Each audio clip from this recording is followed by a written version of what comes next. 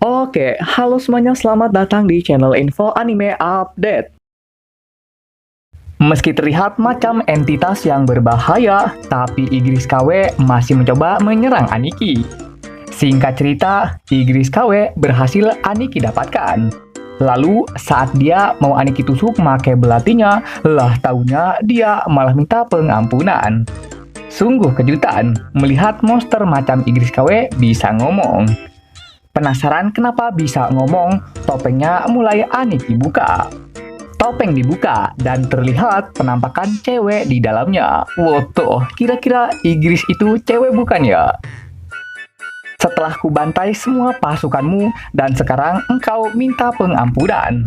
Tugas mereka sebagai kesatria adalah melindungi tuannya. Selama aku masih hidup, mereka pasti akan senang. Wah, nggak bener nih cewek, pikir Aniki di dalam hatinya.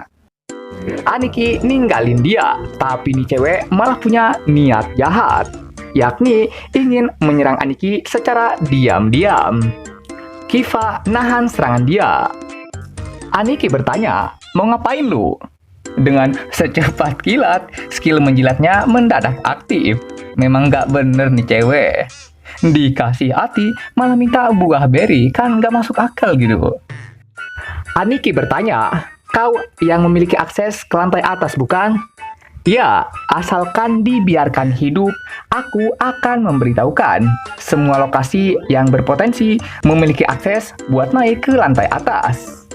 Pantesan mau dicari kemanapun, nggak muncul-muncul izin masuknya. Ternyata lu toh biong keroknya. Aniki mendekatkan wajahnya. Waduh, mau ngapain ini? Si cewek mengharapkan apa yang akan terjadi selanjutnya. Tapi apa yang akan terjadi? Dia malah mendapati tatapan seram dari Aniki. Wah ya Allah, marah kan? Saat ditatap oleh Aniki, cewek ini sudah bisa merasakan akan adanya Shinigami yang mendekat. Baiklah, akan kulepaskan selama kau bisa memberiku sebuah barang yang bisa mengizinkanku memasuki lantai atas. Terima kasih banyak atas pengampunannya. Kemudian di sebuah pulau yang mungkin Pulau Jeju sudah terjadi kerusakan besar di perkotaannya. Dan yang menyebabkan kerusakan ini adalah jenis semut merah yang katanya berevolusi. Balik ke Aniki yang bertanya siapa kalian sebenarnya. Namaku Esil, merupakan putri tertua dari keluarga Radiru.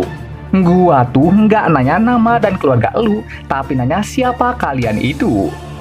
Dia bingung, wah emang nggak bener nih cewek.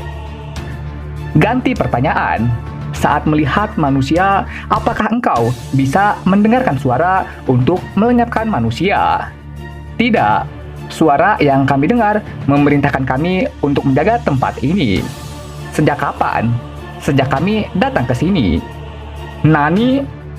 Sebelum ke sini, kalian tinggal di mana? Kami semua tinggal di alam iblis. Lalu entah bagaimana ceritanya, kami semua malah ditransfer ke tempat ini. Di alam iblis, apa yang sedang kalian rencanakan? Dan seketika itu, mata Esil mulai ngeglitch. Ibarat kerasukan, tatapan dia seketika langsung kosong. Berkata, kita semua sedang mempersiapkan peperangan untuk melawan seseorang yang sangat kuat.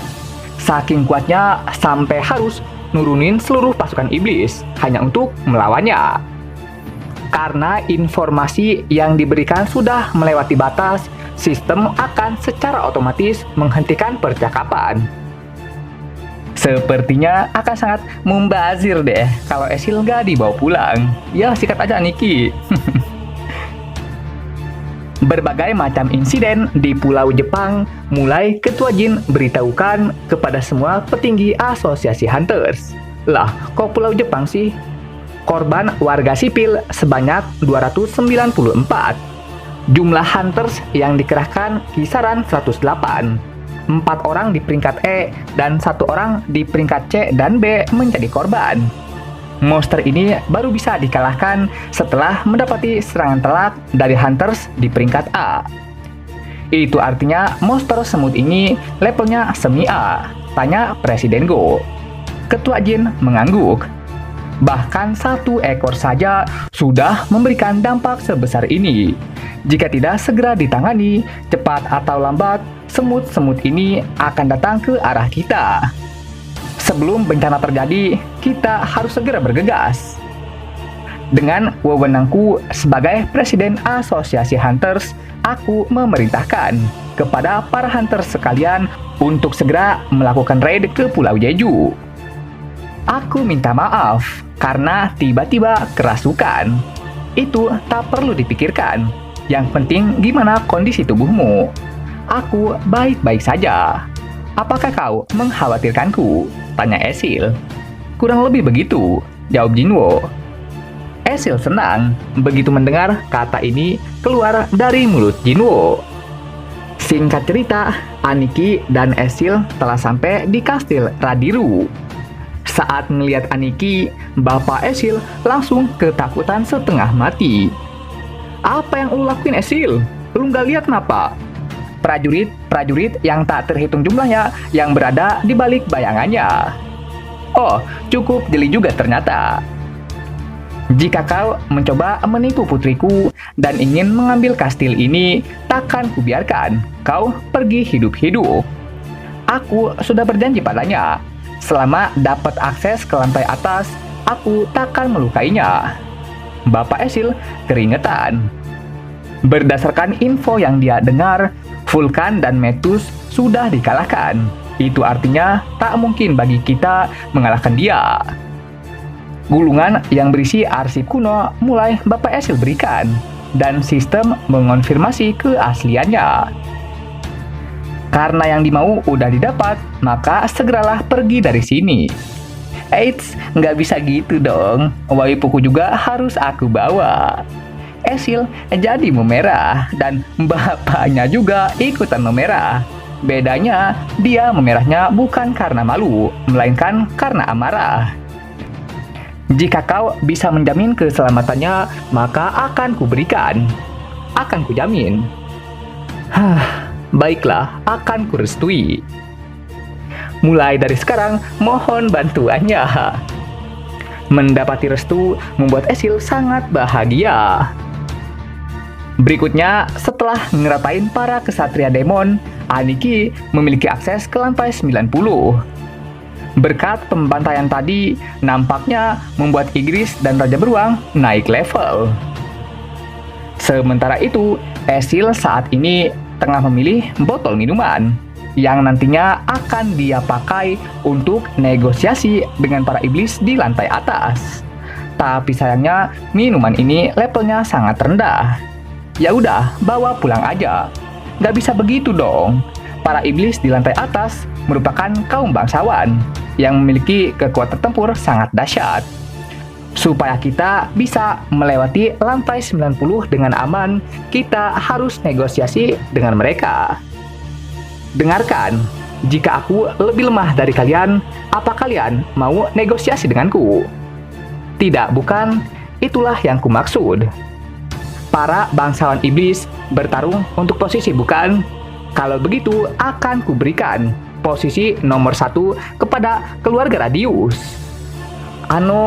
Kenapa kamu membiarkanku dan keluargaku tetap hidup? Ya karena aku menyukaimu, jawab Jinwo. Mendengar jawaban Jinwo membuat Esil baper parah. BTW ini beneran jadiin waifu, kirain bercanda doang loh. Esil, kau boleh pergi. Musuh yang akan kita lawan sangat kuat, dan aku tak bisa membawamu kepada bahaya, karena aku telah berjanji pada ayahmu. Apa aku setidak berguna itu? Bukan begitu. Maksudku, kamu telah menuntaskan semua hal yang kuperintahkan, dan sekarang kamu bebas. Aku ingin mengikutimu sampai akhir, untuk melihat pencapaian seperti apa yang akan kau dapatkan. Baiklah, kalau begitu ikuti aku. Jinwo, Esil, Igris, dan Raja Beruang kembali melanjutkan ekspedisi.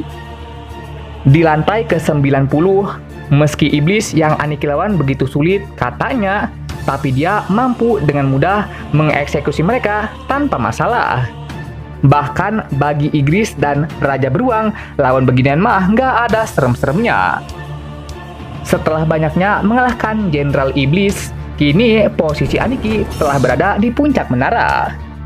Di puncak menara, lawan yang harus Aniki hadapi adalah seekor naga, yang di atasnya terdapat sosok, apa ini, kadal ungu. Meski bentuknya kadal, tapi identitas dia adalah Raja Iblis bernama Baran. Di hadapan Baran, Esil langsung merinding. Bagi Aniki, lawan kali ini adalah lawan yang tersulit, karena dia harus berhadapan sama dua bos terakhir sekaligus.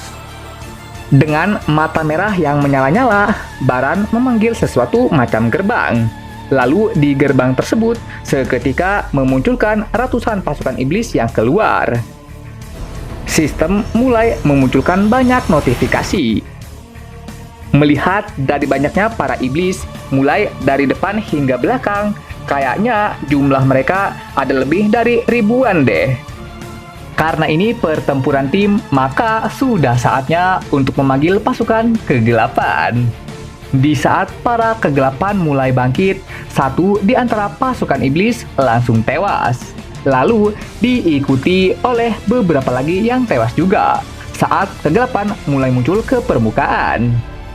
Dengan ini, perang besar antara pasukan Raja Iblis versus pasukan Raja Kegelapan akhirnya dimulai. Melihat Raja Beruang mulai ngamuk, Iron juga ikutan mengamuk. Sementara Igris dan Kiva sekarang tengah bekerja sama.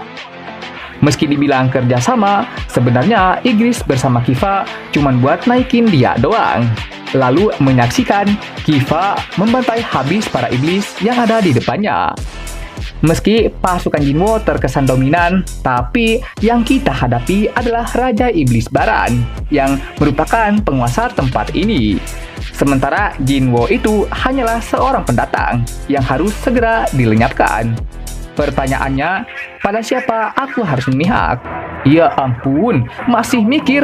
Padahal lu loh yang pengen dibawa ke sini buat nyaksiin keberhasilan Jinwo. Tapi kenapa sekarang malah mikir kayak gini coba? Baran ngeluarin petir dari mulutnya, dan petir itu dia lemparkan ke atas awan. Petir yang dilempar ke atas awan menciptakan fenomena alam, menghancurkan tanah-tanah yang ada di bawah, lalu meratakan semua prajurit kegelapan milik Aniki. Dan Esil yang berada di tengah arena nampaknya kebagian juga kesambar petir. Untungnya dia berhasil selamat berkat Aniki yang menutupinya dengan sebuah mantel. Nah loh, apakah masih harus dipikirkan lagi? Harus memihak siapa? Meski pasukan kegelapan masih bisa Aniki bangkitkan, tapi magic powernya takkan bisa bertahan lebih dari ini. Sebelum itu terjadi, Aniki harus segera melenyapkan Baran, supaya cuaca ekstrim ini bisa berhenti. Dengan skill asasinnya, dia berlari ke arah Baran. Lalu saat serangan kejutan ingin Aniki lakukan, Baran malah menangkis serangannya. Membuat Aniki yang ingin mengejutkan, mendadak malah dia yang dikejutkan. Aniki Baran lempar. Selesai dilempar, Baran mulai nyerang Aniki dengan petir. Merasa petir ini terus-terusan ngejar dia, untuk menghentikannya, Aniki memerintahkan Kiva untuk menyerang petir itu pakai jurus api. Dengan bantuan bola merah, serangan Kiva jadi kuat, hingga mampu menembus serangan petir milik Baran. Di dalam api, terdapat pedang Igris yang menyusup. Dengan skill pengendalian jarak jauh milik Jinwo, pedang itu langsung mengarah ke leher sang naga. Heran kenapa naganya bisa mati, Baran menoleh ke bawah. Begitu melihat pose Jinwo dan Igris, Baran akhirnya paham. Naga putih yang tak punya kepala sekarang mulai terjatuh.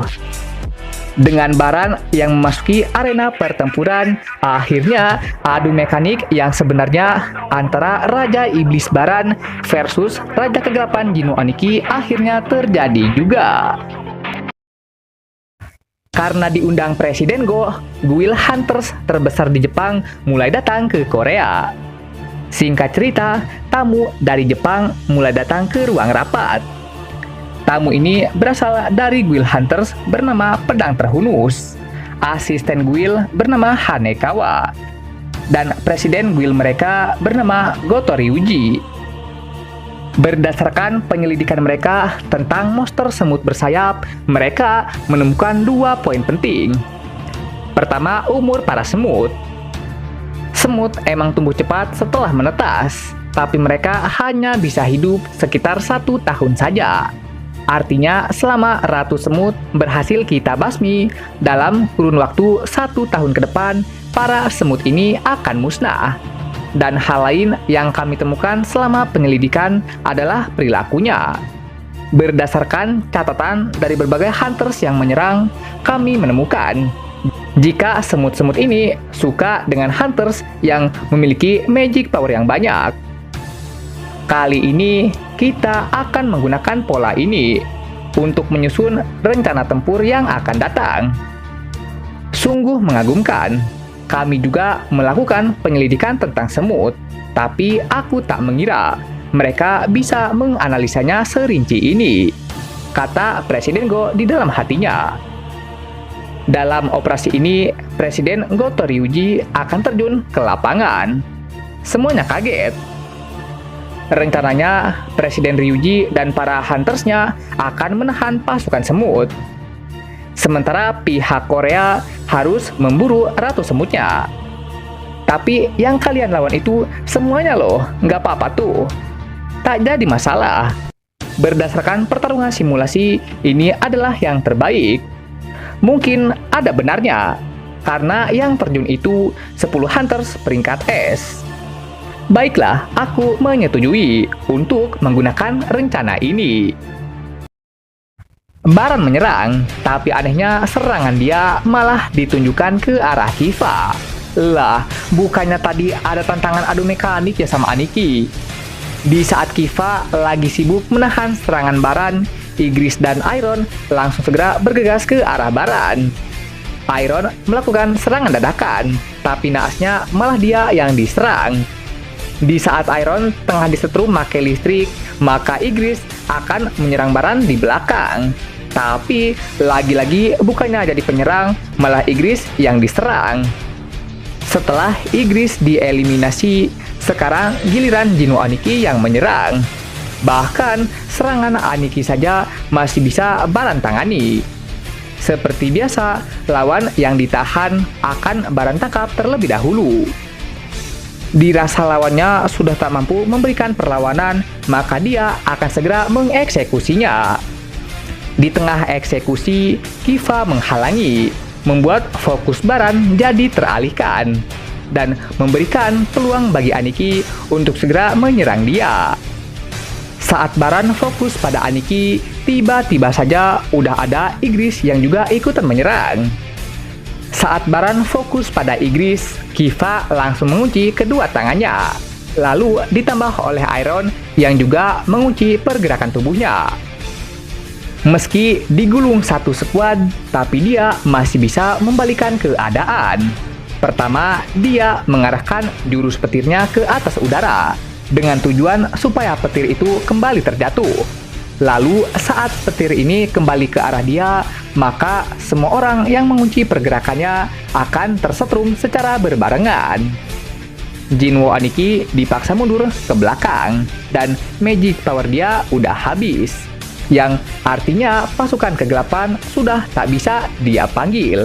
Berarti apa yang akan terjadi selanjutnya akan menjadi pertempuran 1 versus 1. Baran mensummon 2 belati macam Aniki. Di tengah hujan yang sangat deras, keduanya mulai beradu kekuatan. Baran nyerang, tapi berhasil Aniki tahan. Sementara Aniki berniat menyerang Baran sambil muter, tapi Baran masih bisa menahannya. Sekarang giliran Baran yang nyengat Aniki make listrik. Dengan sekuat tenaga, Jinwo Aniki coba bertahan dari serangan listrik Baran. Aniki yang berhasil menahan cobaan listrik sekarang kembali lagi menyerang Baran. Namun sayangnya dominasi Baran masih sangat kuat. Meski listrik Baran bisa Aniki tahan, tapi air hujan yang terus-menerus turun membuat dampaknya jadi lebih besar ke tubuh Aniki. Dengan tenaga yang tersisa, Aniki coba menahan serangan si Baran untuk kesekian kalinya. Meski berhasil ditahan, tapi sayangnya Aniki melupakan satu fakta, yakni mulut orang ini yang bisa ngeluarin listrik. Di saat ajal hampir menjemput, seketika ada Esil yang melempari Baran dengan senjatanya. Baran yang kaget langsung melirik ke arah Esil. Melihat fokusnya terganggu, memberikan kesempatan pada Aniki untuk ngeluarin kekuatan kegelapan versi yang full power. Karena yang kita bicarakan adalah kegelapan versi yang full power, maka artinya sekelas Raja Iblis Baran saja takkan mungkin mampu bisa menahan amukannya. Dua tangannya Aniki putuskan. Dengan petir, Baran masih mencoba untuk menyerang. Tapi belum juga sempat nyerang, Aniki udah duluan ngehantam mulut dia. Membuat Baran harus memakan jurus petirnya sendiri. Lalu hancur sudah kepala dia setelahnya. Dan jeder, kembang api dari ledakan kepalanya Baran mulai tercipta. Melihat Baran yang sudah tak punya tangan dan kepala, itu artinya dia telah wafat. Karena sang raja telah binasa, maka tandanya keluarga Radis akan jadi penguasa nomor 1. Esil bahagia melihat endingnya sangat bagus. Ngomong-ngomong, keluargaku itu bernama Radiru, bukannya radius kilometer persegi. Oke, sekian pembahasan kali ini. Dan jangan lupa juga untuk menekan tombol like dan subscribe-nya ya. Biar Mimin ini lebih semangat lagi ketika membuat videonya. Dan agar kalian juga bisa mendapatkan update video terbaru mengenai berbagai pembahasan menarik seputar anime di channel ini. Dan sampai jumpa lagi di video selanjutnya. Dah!